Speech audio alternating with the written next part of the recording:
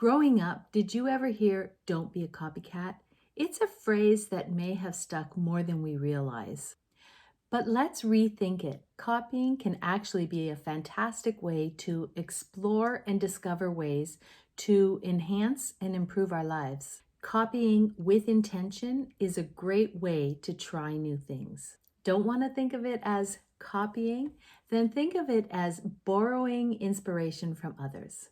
If you want to age healthy, age positively, then stick around to the end and I'm going to share some healthy habits that you can copy.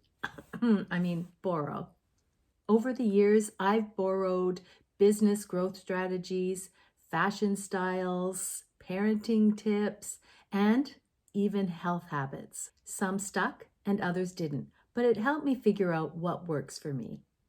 Why is copying a great place to start? Copying isn't about conforming. It doesn't mean that you're not being authentic or even unique. It's about sparking inspiration. It's a great way to find what's possible and explore new routines. By finding routines and healthy habits that others swear by, you can discover things that feel natural to you and you can adjust as you go. Where can you find inspiration? Look for influences who are focused on wellness, healthy aging, and positive habits. Find channels with routines or habit building tips. And hey, this is a great time for me to suggest that you subscribe to 60 is the new 60. See how I did that? And then there's magazines, books, and blogs. There are many authors who share step-by-step routines that are tailored to those of us who are getting older.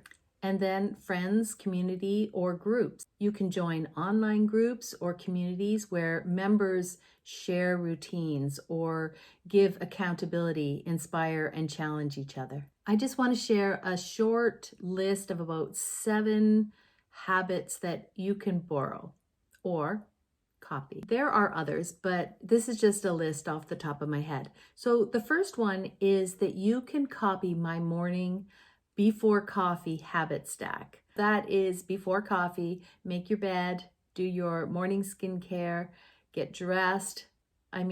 Those are optional, right? But these are the 2 that really matter. Have a glass of water before you have coffee and do a morning stretch. I do a 5-minute morning stretch. The second habit is a hydration routine. So I try to get 8 to 10 cups of water, some days up to a liter of water or more. So always keep a water bottle handy and try to opt for herbal tea later in the day instead of a caffeinated drink. And I wrote these down because I don't want to go on and I don't want to miss any. So the third one is daily reflection or journaling. So take a few minutes for quiet time, meditation, prayer, set your intentions for the day, maybe say some affirmations just to put yourself in a positive mindset. This is also a great time to track wins and celebrate small victories. Number 4 that I put is intermittent fasting, and this has become more of a lifestyle thing for me than a habit, but I like to fast on the short end, it'd be 14 hours, but 16 hours of fasting with an 8-hour eating window is what generally works for me. There are many benefits beyond weight management. So there's other health benefits to intermittent fasting, and a quick YouTube search, you'll find lots of information. Number 5 is a protein-rich breakfast. So I like to break my fast with protein and a healthy fat. Some days that's a protein shake, and other days it's oatmeal with Greek yogurt, frozen blueberries, and a little drizzle of maple syrup. Number 6 is outdoor time. So I try and get outside, get some fresh air every day. It's a little more difficult in the dead of winter here in Canada, but I still try to get outside. Some days that's a silent walk. Some days it's just getting around the block as quick as I can. Other days it's listening to a podcast or chatting with a friend. So the next one and the last one that I'll mention now is an evening wind down routine.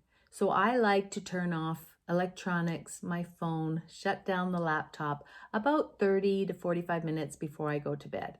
And then I just like to make sure that the kitchen's tidy. I have coffee ready for the next morning.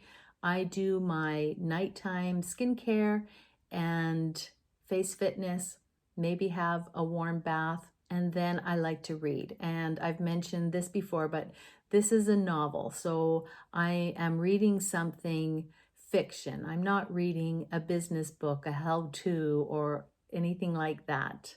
And then I like, well, probably before I read, I like to jot down 3 things that I'm thankful for, or 3 things that sparked joy. And I forgot to mention something that's become important to me. Recently, I've stopped jotting down things that I wanted to do the next day. I found by writing it down, instead of it being something that I could not think about, I tended to actually think about it or think about something that I should have done or need to do to prepare for the next day. So now I don't even do that. I save that for my morning coffee time or my quiet time when I'm preparing the day. How many of these do you already incorporate? Or is there a must try that I've missed? Let me know in the comment. And if you found this video helpful, then I hope that you would click like, because it really helps my small channel. Start small with 1 or 2 habits and then adjust as you need to. Copying is simply a way of discovery and exploring. There is no long-term commitment, and you can adjust along the way. Remember, you're not too old and it's not too late to try something new. I just want to keep this short today. Until next video, thanks for watching. Take care and God bless.